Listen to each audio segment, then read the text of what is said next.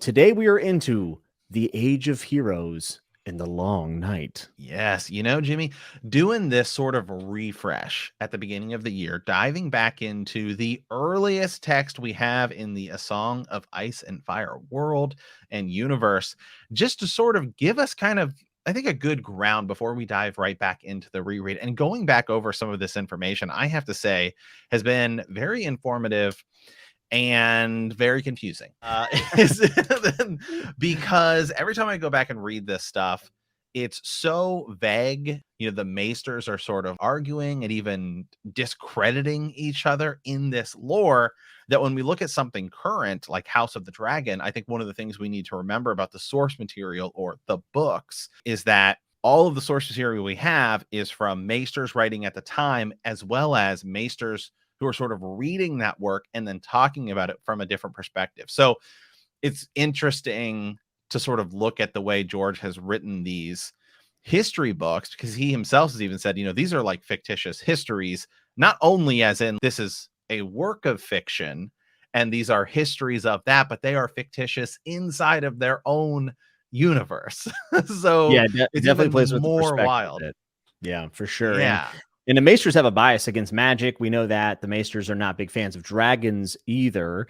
And it is interesting, when we read like Feast for Crows and we see that there is a bias against it in the Citadel, but there are some there that, believe not only in the magic, but are outright looking for it and think there's a lot of power in it with dragons and magic coming back into the world. So there's a little bit of a war on information, and it's actually fascinating to read it. And I think it provides a lot of depth and rereadability to all of the works inside of A Song of Ice and Fire. Yeah. So so we did one of these just a few weeks ago. We did Dawn Age and just a little bit of that. So this is the Age of Heroes, which is just, it's all really, I sort of view it as like one block, at least the way it's written, it sort of feels like. And then they sort of do some time jumps and some serious time jumps, and we get to a little more modern with like the Doom of Valyria and stuff like that. So we're still, even though we have jumped forward from like the Dawn Age, potentially hundred to thousands of years, at least as it sort of details, we're still thousands of years away from even like Aegon's conquest, right? Which we know is 300 years before the Game of Thrones and around 150 or so years before House of the Dragon. So right. We're way far away, but it's still really interesting to sort of go through and look at these sort of little blocks of chapters here. And again, this is from the World of Ice and Fire book. So you can go read that. And some of these they're pretty short, right? The Age of Heroes is honestly just like a page, and then the Long Night goes just a little further. Really, I think we'll start with the Age of Heroes, Jimmy, and I guess just kind of maybe big takeaways from this. It's really only about, 3 paragraphs is honestly all it is. Yeah, and it's a large amount of time. That's the other thing, is that it's easy to think about this being like a century or so, but no, this is like if I read this correctly, I think it's thousands of years. The first opening sentence is the Age of Heroes lasted for thousands of years, in which kingdoms rose and fell, noble houses were founded and withered away, and great deeds were accomplished. Yet we truly know. What we truly know of those ancient days is hardly more than what we know of the Dawn Age. The tales we have now are the work of septons, maesters writing thousands of years after the fact. Yet, unlike the children of the forest and the giants, the first men of the Age of Heroes left behind some ruins and ancient castles that can corroborate parts of the legends, and there are stone monuments in the Barrow Fields and elsewhere marked with their runes. It is through these remnants that we can begin to ferret out the truth behind the tales. And I think that this is like so fascinating, because we see this in our own world as well. This is something I talked about at length with Malazan author Stephen Erickson. He's an archaeologist, worked in the field on multiple digs, and he's just like, piecing together some of what has happened through these ruins is a tall task. And sometimes there is, there's a narrative painted around it that we can't really be sure is true, but we can only do the best to gather what we can from the ruins. So that's kind of what the Age of Heroes is, the very first like generation on Westeros that we can do that with, because with the coming of the first men in the Dawn Age, there are no remnants. That we should say that are in historical context. Obviously, the children of the forest apparently we think are still hanging around somewhere, but not so much with things stuck away in the Citadel. So this is a large spanning time where, rising and falling of things. You could probably write a 7-book series in just one of the arcs of Age of Heroes. So it's interesting to think about, Right. this just honestly, it's kind of overwhelming to think about everything that could have happened during the Age of Heroes. Well, I mean, look at just, I think it's almost like looking at, and sometimes when you're watching shows on like Discovery Channel or whatever, and they're Mhm. starting to talk about the galaxy, how it's like you're on like your street, and then they sort of zoom out to like the state, to the country, to the world, to the milk, Yeah. to our solar system, to the Milky Way. And that's kind of what this looks like here. I mean, just think about the how much we see in just, you know, A Song of Ice and Fire, the game, Game of Thrones, whatever. Just that story is in the books. It's like 3 years, right? Yeah. And like so much happens, let alone, even just back to Aegon's conquest, Yeah. right? And here you're talking about thousands of years, right? So one of the things that says here is names such as Bran the Builder, Garth Greenhand, Lan the Clever, and Durin God's Grief are names to conjure with, but it is likely their legends hold less truth than fancy. And again, this is saying this lasted for thousands, plural, of Yeah. years, right? I mean, think about old Nan. Old Nan is trying to remember which Brandon she's thinking of when she's telling some of these stories, and it's like she doesn't even know, and that's just her lifetime, which will even give her like the benefit of the doubt and say she's made, over 100. So if that's the case, then here we're talking not just 3 years, we're talking or 50 years, we're talking thousands. Yeah. So it's kind of, sort of crazy to sort of look at. And I think the same goes for our world, right? When we look back thousands of years and it's like, oh, like the pyramids, 3000 BC or whatever, whatever. And it's like, that's a really long time. It's Like so it's long ago. really long time It's hard to ago. Yeah, comprehend it. it is. It really is.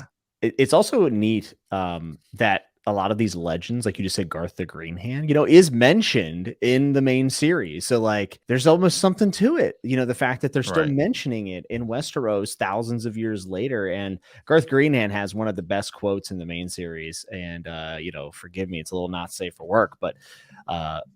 Olenna Redwine says to Sansa Stark, Garth liked to plant his seed in fertile ground, they say. I shouldn't wonder that more than his hands were green. Yeah, I know. Well, I'm looking here and just trying to think of like even people in our own world, like how many, like really, it's like there aren't that many people I think that we sort of reference often that were sort of like even from we're in year this is 2023 now, Mhm. so like 2000. Yeah, I mean a lot of the people we reference in sort of history and stuff like that were all sort of born after year zero, right? I mean, like Alexander the Great, but that's like 300 BC, Mhm. right? I mean, like Jesus is obviously zero or King Herod would whatever. probably Right? be Yeah, pretty popular, yeah.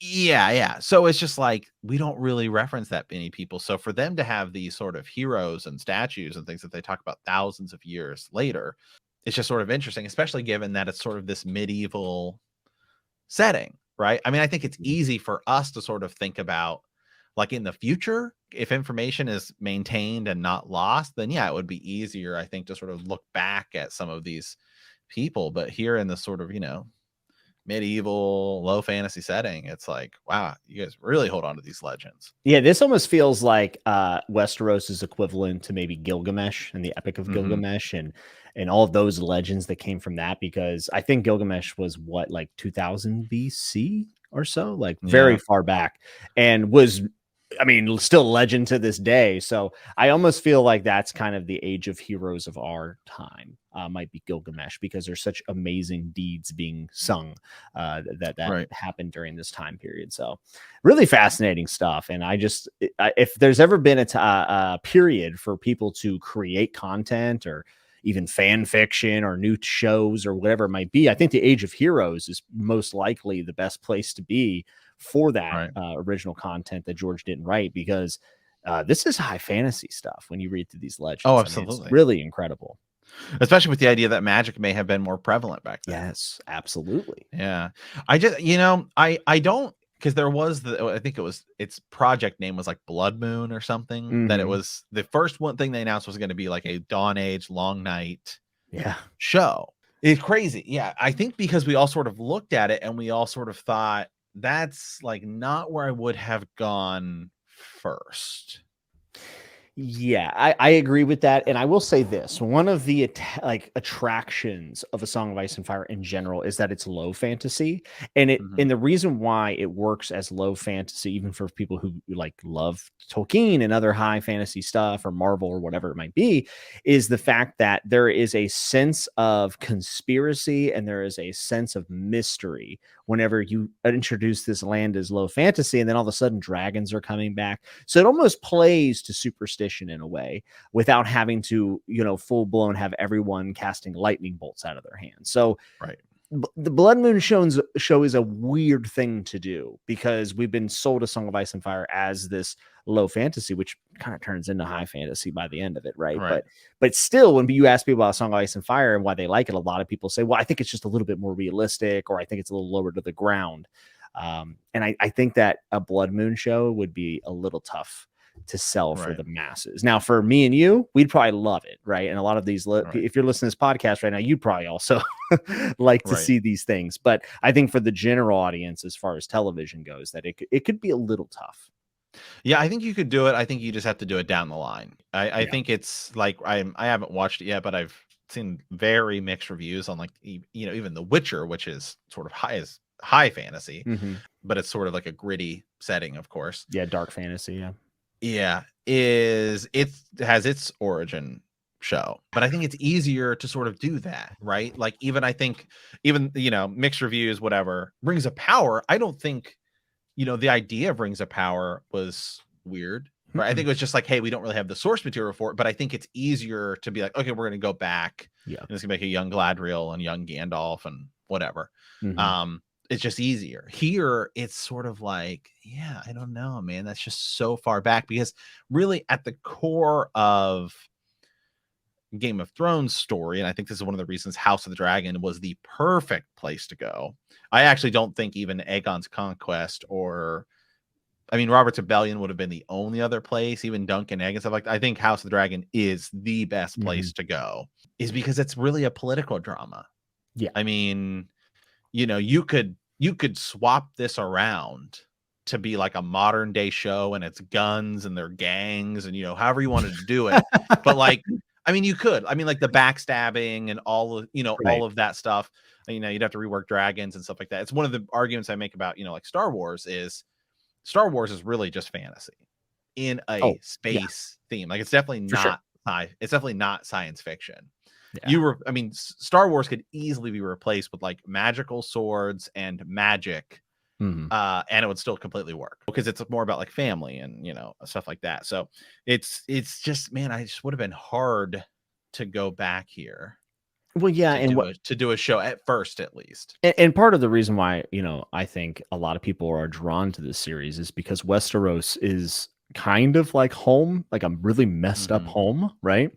And even in House of the Dragon, we've talked about this before, but like Westeros feels a little bit different. Like King's Landing feels different with all those Targaryen banners, but it's still close enough that you can recognize some things. If you go back to the Age of Heroes, there is no recognizing Westeros.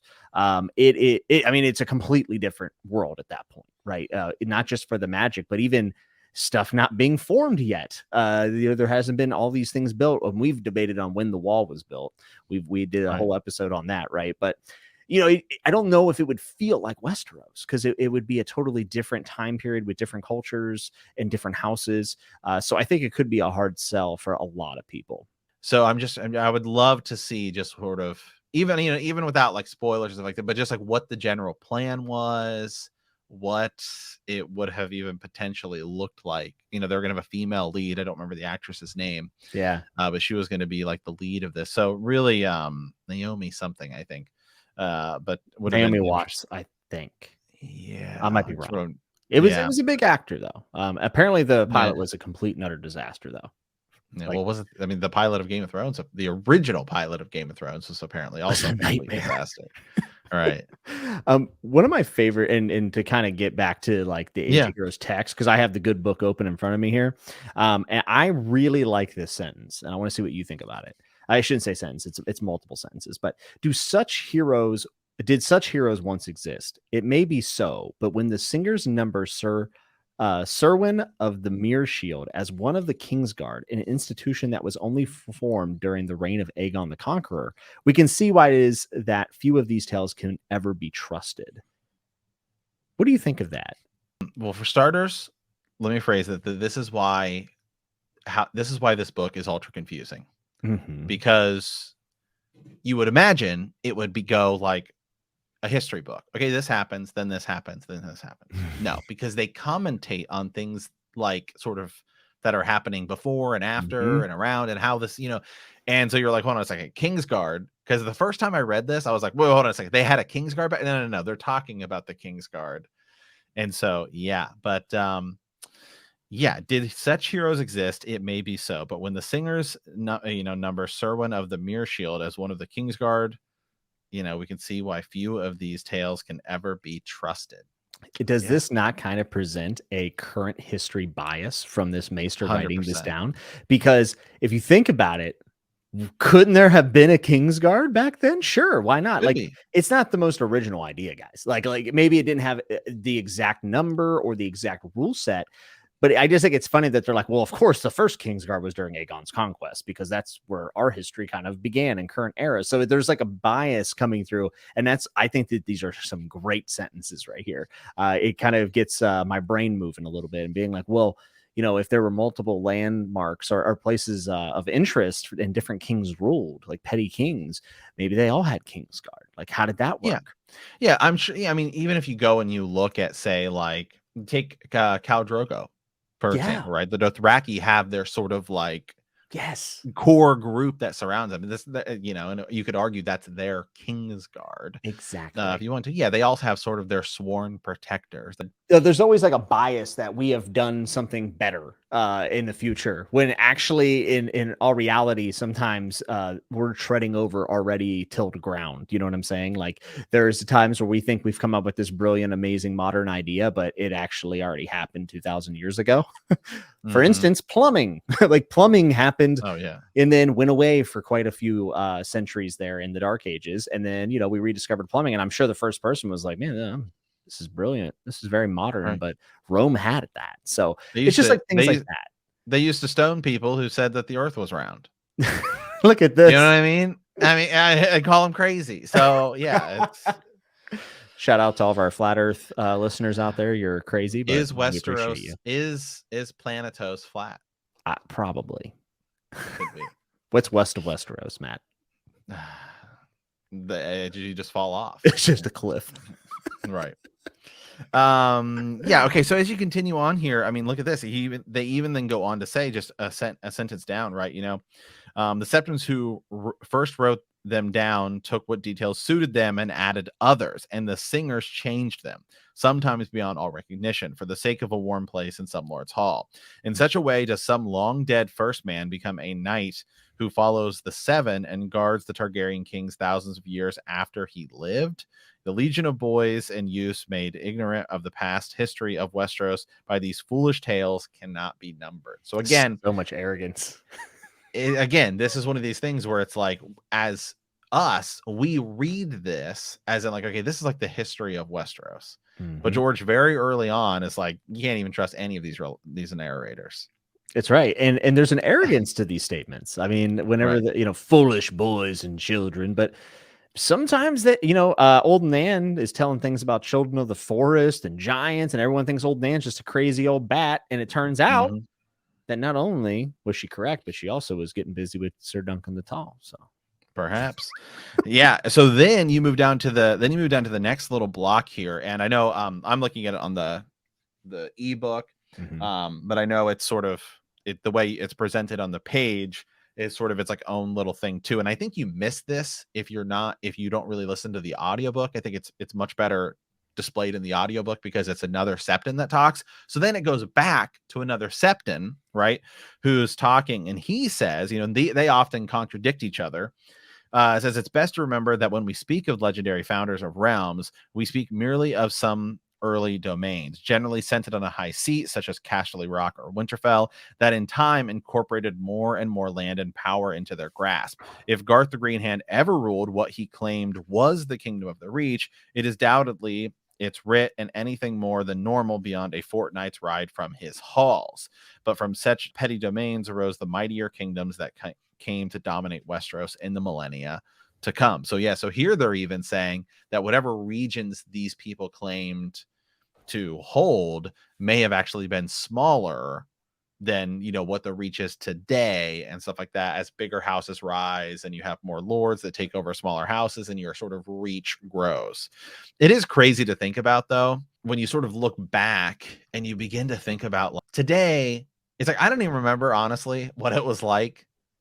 I don't know, what, 15 years ago when we had to map quest things. And I don't mean like on our phones like we do now. Print them out.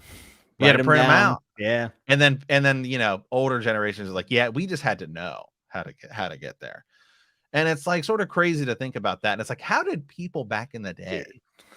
I mean, how did these people, like during times of horses and swords or camels and spears and bows and arrows and stuff, how did they even like control these huge regions? It is, and know that they like, how did like Rome, like how did that even actually work? Yeah, and even the beginning of agriculture is fascinating to me. It's just a nerd, dude. So when I was traveling around for pro wrestling, when I was doing that, and I was traveling every week, 4 or 5 days a week. Now right? We've literally turned into the Joe Rogan show. We really have, haven't we? But I'm gonna go eat some elk while you finish your statement about, you know, martial arts. Do some DMT. I mean, yes. Dude, when I used to do pro wrestling shows, though, you know, a lot of them are in small town bingo halls, YMCAs, school gymnasiums. And I would literally get lost with a GPS. And I would just ask guys like Ricky Morton from Rock and Roll Express. I'd be like, dude, how did you used to find towns back in the 80s when you were town hopping? And he goes, you just ask people. And I'm like, what do you mean ask people? He's like, I just pull over and be like, hey, Bubby, where's the show at? And it just blows my mind that, you know, prior to probably 2010, 7, somewhere around there, that all those wrestlers were making those towns and they didn't have a GPS. Yeah, it is wild. It is wild. Now, here's a question, I guess, because I think it's sort of easy. Once the Targaryens come over, it's honestly actually a little bit easier to understand how they would control everything because they have dragons. They can fly high above and see lands, right? The children, at least through the use of weirwood trees, would be able to have eyes and ears and access points to a lot of different parts of, you know, the realm. I mean, you look at like the Dothraki and that's why they're a moving tribe, right? Which existed in our thing. That makes sense. I think as you get closer to like the Lannisters and everything like that, like because you now have sort of established footholds, like contacts, right? And these lords that answer you that then come bring you information, it becomes a little bit easier. But if you're talking about the first men, right, these people come over to this huge, massive land. Like, how did they figure it all out and you know, establish these holds? Well, here's a question: do you think the Children of the Forest ever wrote anything down? Like we're talking about these ruins and you know hieroglyphics or whatever, and it's like, well, the Children of the Forest did have a kind of like they could see through the weird woods. I don't know. Yeah, it's difficult because in the books we don't really see anything like, you know, like the symbols that the White Walkers use in the show that they never ever explained. Yeah, they never explained that. I remember like the second episode of season 8. I know. It's like there's a thing on the wall and you're like, oh my God, maybe we're finally gonna get, and then they release some sort of like promotional image and they're like, that's it. Like, what's it? It's just that you just shared like a picture. Like, that's how they know what it is. It's so stupid. But none of that sort of symbolism is there in the books, at least we know of. You know, John, I think also in the end of season 7 or when he's in Dragonstone, they find like paintings and stuff in the caves, right? Yes, and that's they sort of course they never went any further with that either, but I think we will maybe get something, but I guess if Leaf like perhaps lives thousands of years, then I guess I just don't see a reason for them to sort of write any of this stuff down, because in theory they would have just lived the whole thing. It kind of reminds me of the Druids, like how much I think it was Caesar. Caesar hated the Druids because they wouldn't write anything down. and in like even in his writings he would just curse them and just call them like, idiots for not writing stuff down. So it's like Aegon the Conqueror comes and he almost kind of represents a Roman in some sort of way, like a conqueror. And then we have a written record begin. And before that, well, we had like Children of the Forest, who are kind of like druids, I guess. I try to draw parallels where I can, and well, George does Oh, definitely. definitely, yeah.